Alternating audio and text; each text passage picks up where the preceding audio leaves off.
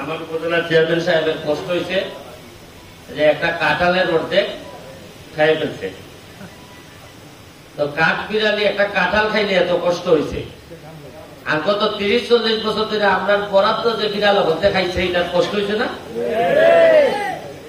এবারে সকালে আমার কাঁঠাল খাইছে, আর এই যে টিয়ার নাবিকা টেস্ট রিলিফ কাজের বিনিময়ে টাকা, এরপরে এমনে হেমনে ডাইনে বামে শুকনা খাবার বিজা ইটা যে কাঠ বিড়াল লেখাইছে, ইটা বিড়াল নাই, ই বিড়াল গাছের উপরে যে বিড়াল, ই বিড়াল না, এটা আমরা দাঁড়িয়ে লাড়াছাড়া করেন যে বিড়াল রেখে খাইছ। ওটা তো চাইতেছেন আমরা কাঠ বিড়ালি আমরা ওরাইতাম, মারতাম, বাচ্চা সাথে করতাম, সংসদ হইতাম, ই বিড়াল লাগলে কিনা করো এ অকল তাই মিল লেখা হয় না 20 লাখ টাকা খাটো, বা অকল তাই মিল লেখা বিড়ালি সর্বোচ্চ 20 লাখ হইব খায় কিনা।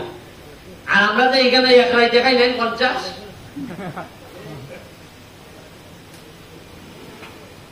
যেমন আপনার আমি কথা দিলাম আপনার বাইক হিসাবে কইনা সোনার ঘাটের ছেলে হিসাবে গাছের উপরে কাঠ বিড়ালিও আমি কন্ট্রোল করবো, আর মাটির মধ্যে যারা কাঠ বিড়ালি আছে নিচেও আমি কন্ট্রোল করে যাবো।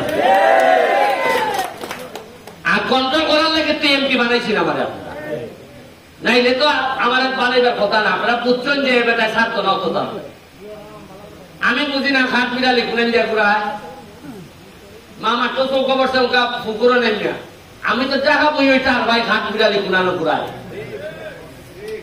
দেখলেন আপনি ইদানিং দেখলেন আমার তারিখে ঘাট বিড়ালি নাই, খেলে নাই।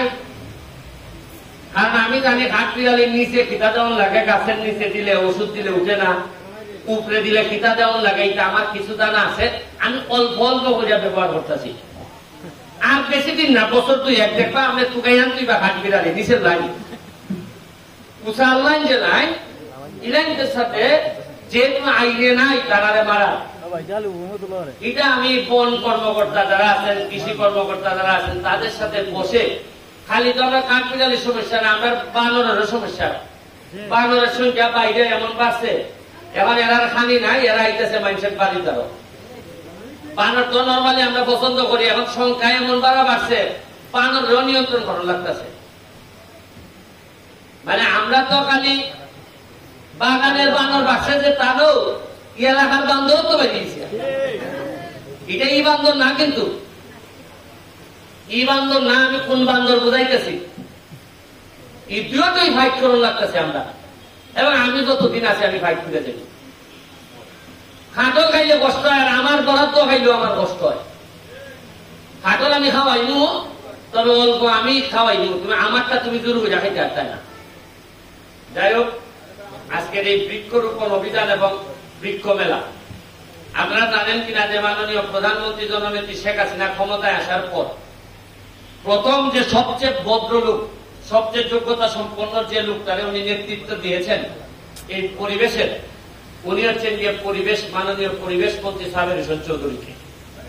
আমার দেখা মতে সংসদে সবচেয়ে কোয়ালিফাইড, সবচেয়ে ভদ্রলোক কোন লোক যদি থাকে এই সাবের হোসেন চৌধুরী।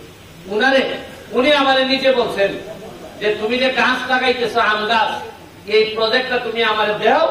আমি কৃষি অফিসার সাহেবকে বলছি যে আপনি এটার কত টাকা ভ্যালু আইলো, কত আমাদের সুবিধা হইলো, এইটা আমি মন্ত্রীরে দিতেছি, যাতে উনি সারা বাংলাদেশে এই যে আমের প্রজেক্ট, যেটা এই প্রজেক্টটা যেন লাগাইতে পারে।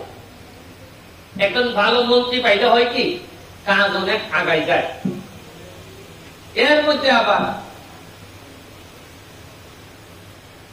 ইটানের মধ্যে মন্ত্রণালয়ের মধ্যেও কথা আছে।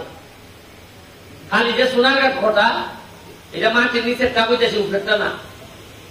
ইটার মধ্যে কথা আছে, খটায় আবার ওই মন্ত্রীরে বেশি আগাইতে দেয় না। এটাও আমি জানি, এটার ব্যাপারে আমি মামলাও করছি একটা। এই কেনারও খটা, তাহলে হিসাবে আমার 3টা খটা মারার লাগে। একটা গাছের উপরে, একটা সোনারঘাটের মাধবপুরের মাটির উপরে, আজকে মন্ত্রীরে খটায় যেটা খায় এটারও খাওয়ান লাগতেছে। আমার 3টা খটা এক জায়গায় তরণ লাগতেছে। এটা তোমরা যারা ক্যামেরা আছে রাখো, 3টা খটা আমি খাইব।